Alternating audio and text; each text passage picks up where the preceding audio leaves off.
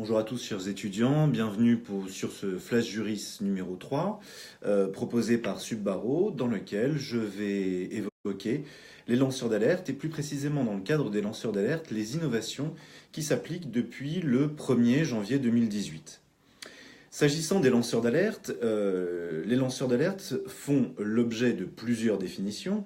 La première des définitions est une définition de l'Assemblée parlementaire du Conseil de l'Europe, une résolution 1729 de 2010, mais il y a aussi une définition qui correspond plus ou moins, celle de la Cour européenne des droits de l'homme, qui l'a formulée à plusieurs reprises, et notamment en dernier lieu dans l'affaire Gouya contre Moldavie du 12 février 2008, mais aussi une définition qui est une définition en droit interne, qui résulte de la combinaison de la loi organique du 9 décembre 2016, de la loi ordinaire de la même date, du 9 décembre 2016, dite loi Sapin 2, ainsi que des précisions qui ont été apportées par le Conseil constitutionnel le 8 décembre 2016. Le 8 décembre 2016, justement, le Conseil constitutionnel, malgré le fait que les différentes définitions apportées à cette notion diffèrent, selon qu'il s'agit du droit européen, du droit de la Convention européenne des droits de l'homme ou encore du droit interne diffèrent, eh bien le Conseil constitutionnel a estimé que cette définition du lanceur d'alerte était suffisamment précise. Alors, on pourrait passer beaucoup de temps sur cette notion en elle-même de lanceur d'alerte, sachant que vraiment la condition en droit interne, c'est vraiment l'aspect désintéressé et de bonne foi du lanceur d'alerte. Pour autant, de ce point de vue-là, on ne détaillera pas, alors c'est détaillé par ailleurs dans un certain nombre de revues, notamment également sur mon blog où je reprends cette définition, mais aussi la cause d'irresponsabilité pénale qui existe et qui figure à l'article 122-9 du Code pénal, où justement on reprend ces caractéristiques et on rappelle que pour être lanceur d'alerte, bien évidemment, il ne faut pas que cela puisse porter atteinte au secret de la défense ou à certaines formes particulières du secret professionnel.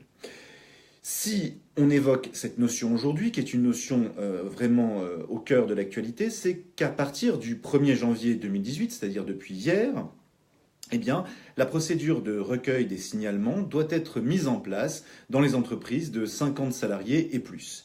Il faut, de ce point de vue-là, qu'un référent ait été désigné, un référent qui soit un référent externe ou interne. Alors déjà là, ce dispositif interroge. Alors il interroge à plusieurs titres.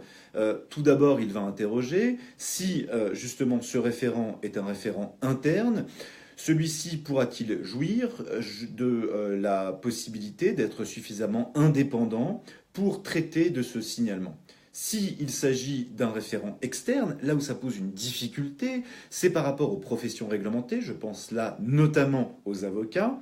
Si on a un référent externe, est-ce que, s'il s'agit d'un avocat, cela ne va pas créer automatiquement un conflit d'intérêts ou du moins un risque de conflit d'intérêts dans la mesure où justement cet avocat représente au moins pour partie les intérêts de l'entreprise en question. Donc ça pose une difficulté qui n'est pas tranchée par les dispositions qui ont permis de mettre en place ce dispositif, que ce soit le décret du 19 avril 2017 ou encore, on va y venir, la délibération du 22 juin 2017, délibération de la CNIL qui a créé une autorisation unique en la matière. Alors, un certain nombre de caractéristiques sont posées en la matière. Tout d'abord, bien évidemment, le respect de la confidentialité, le fait aussi que la procédure concernant le signalement doit être portée à la connaissance de l'ensemble des salariés et que toute procédure, la procédure en elle-même, doit être portée aussi à la connaissance de la CNIL par l'objet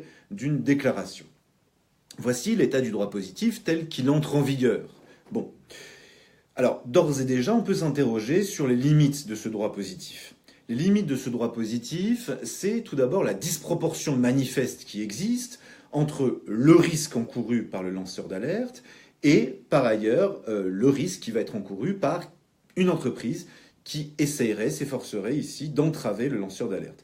Si le lanceur d'alerte dénonce des faits et il ne peut pas les prouver, il va encourir des sanctions, notamment parmi ces sanctions, les sanctions qui sont encourues en matière de dénonciation calomnieuse, pour lesquelles la peine peut monter jusqu'à 5 ans d'emprisonnement, mais aussi des poursuites disciplinaires pour le lanceur d'alerte.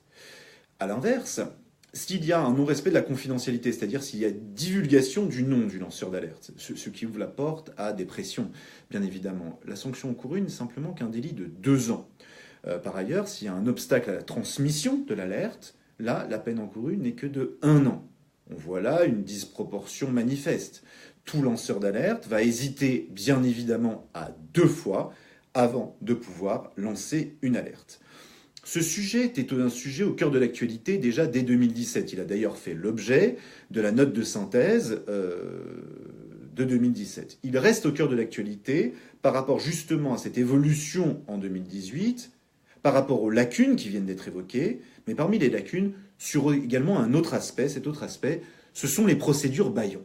Alors, les procédures bâillons, il y a un rapport qui est consultable sur Internet, bien évidemment, de la commission Mazot sur les procédures bâillons. De quoi s'agit-il ?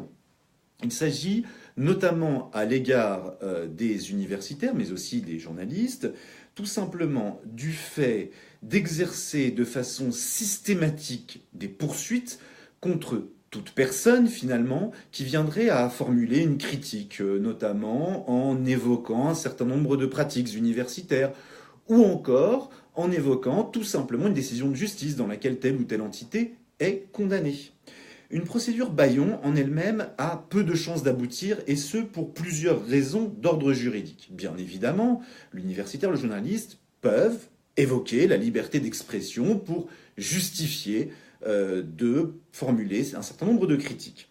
Au-delà même de ces simples critiques, qui peuvent être formulées au titre de la liberté d'expression, il convient de rappeler que le professeur d'université ainsi que le maître de conférence bénéficient d'une protection.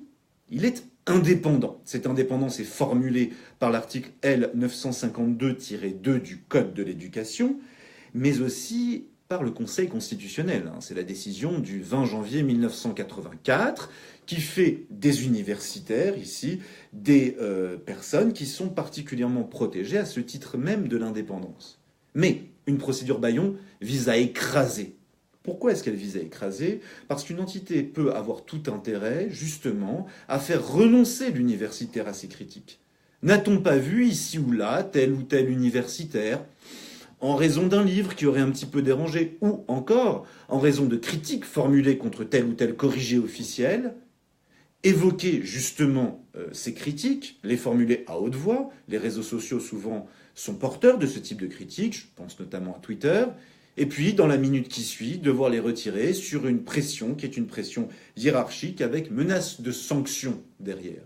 S'agissant de ces procédures bâillons, la commission Mazot insiste bien sur le fait que la protection n'est pas une protection de ce point de vue-là, que ce soit d'un point de vue pratique ou théorique, optimale. Cette protection mériterait d'être renforcée. Pourquoi ? Parce qu'au-delà même des difficultés qui ont trait à la liberté d'expression, à l'indépendance, un autre problème se pose, c'est celui du procès équitable. Lorsque, face à une personne, une entité ayant des moyens colossaux se déchaîne, il est particulièrement difficile de résister à une telle pression. Dès lors, c'est le problème d'égalité des armes qui se pose, mais aussi des droits de la défense.